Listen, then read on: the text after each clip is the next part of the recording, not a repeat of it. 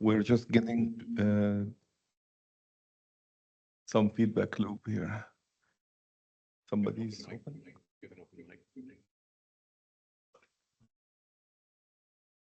Has the microphone on? Okay, great. So, the recording is on? Okay. Okay, good morning, everyone, and welcome to day 2 of ontoNexus 2025. While yesterday, day 1 was a lot of talks from the industry, today's talks are mostly going to be about research and development. We have a good lineup of speakers today and a mix between talks and tutorials.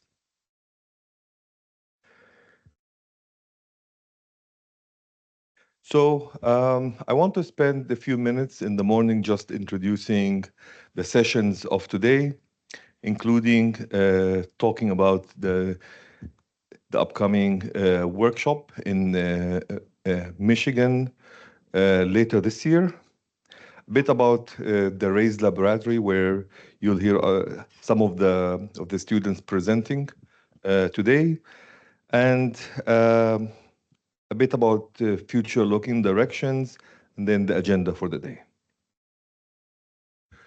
So the first thing I'd like to highlight is I mentioned yesterday that the series we're here at is called the ontoNexus Forum. It's an invited talk-based series where we're starting a new one called ontoNexus Workshop that will be a venue to submit peer-reviewed papers to. So the version for this year will be occurring alongside the Models conference. Models is the world's biggest conference on modeling, including system modeling and ontological modeling. So we will be a satellite event alongside the conference, and the conference itself moves internationally. So every year it's in a different country. We're lucky this year it's in the US, in Michigan. So we are proposing to organize it there. The organization committee, you can see them here. Myself and colleagues, Wahab, Muhammad, and Bentley from universities of Polytechnique Montreal and Concordia. A bit, the important thing to notice is the dates. If you're interested in submitting a paper, you have up to June 26 to do it. And then you will, that's for the abstract, and then the paper itself is July 3rd. And then you should be hearing back within a month or so. And then the conference itself will be in the first week of October in Michigan. Topics of interest include like any topic related to ontological modeling and analysis or MBSE will be in scope of this workshop. And even if you have preliminary work that you would like to get feedback on, a workshop is a good venue to start with. Then you can target a conference after that. So I highly encourage you to submit to this venue and also to become a member of the program committee. All right, so that's the first thing. The next thing I want to highlight is the RAISE lab. So the RAISE lab, the word RAISE, it stands for Rigorous, Agile, and Intelligent System Engineering. So this is an independent lab that I started a few years back. And it's focused on ontological modeling analysis, in particular in the context of application domain of systems engineering. The vision of this lab is to modernize system engineering, to turn it into more agile, more rigorous, and more automated practice. And there are a number of currently active projects and a number of past projects that I encourage you to visit the lab website to check. The lab, of course, it does all of this work in partnership with a lot of partners, including many of the attendees here and the others who I collaborate with. So most of the work is done by students under supervision of myself and several other mentors from the industry, academia, and government. These are some of the currently active projects in the lab. Developing an OML Vision is a VS Code extension, allow you to create viewpoints in VS Code. SysML v2 ontology is, well, we talked about this yesterday. It's an implementation of SysML v2 using OML and OWL. The third is an adapter from OWL to OML that allows us to bring a lot of the public domain OWL ontologies to the OML platform. The OML code is a project that you will hear about today. Another VS Code extension that focused on the text editor and an automatic diagram visualizer. Obsidian adapter, we also heard about yesterday. It's a new platform to allow OML modeling in an easy and modern way using web platform. Copilot is a way to get help from AI, Gen AI in particular, while writing the OML code, and you will hear about this later today. And finally, our newest project, Compare Merge, which is, as you know, when you want engineers to collaborate, they will have to touch usually same models. So we need an efficient way to compare models to enhance the collaboration experience and to automatically merge them if possible. Otherwise, we want to get a merge session. So all these things, all the aspects related to this will be tackled in Compare Merge project. So going forward, the lab is aiming for several directions, both in foundations and applications of ontological modeling and analysis.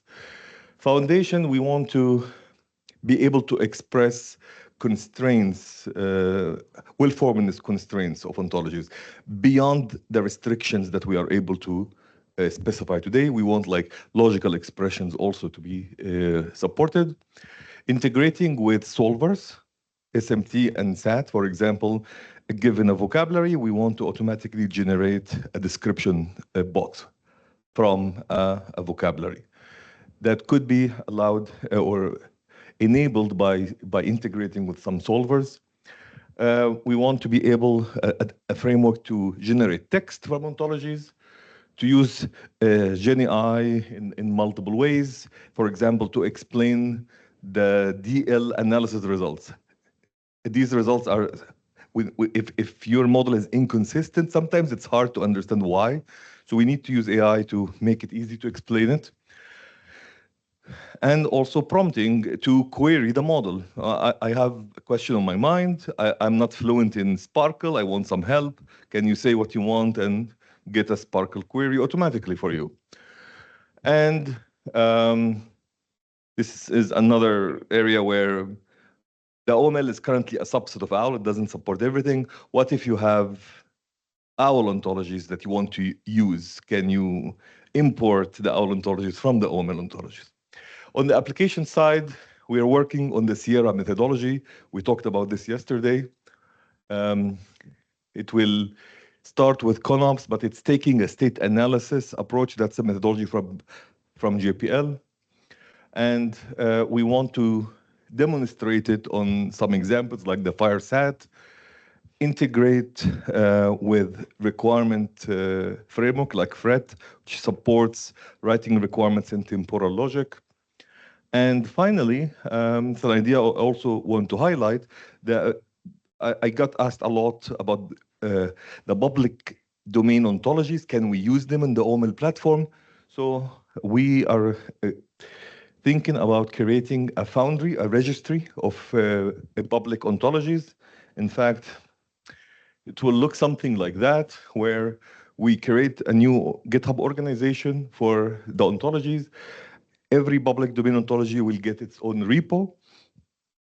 Since these ontologies may not natively be in OML, they could be either in OWL, in UML from the OMG, for example, or in Ecor, which is a popular modeling framework. We have adapters to convert all these ontologies into the OML. So we plan to set up repos for the interesting public domain ontologies and publish them to Maven Central with known coordinates.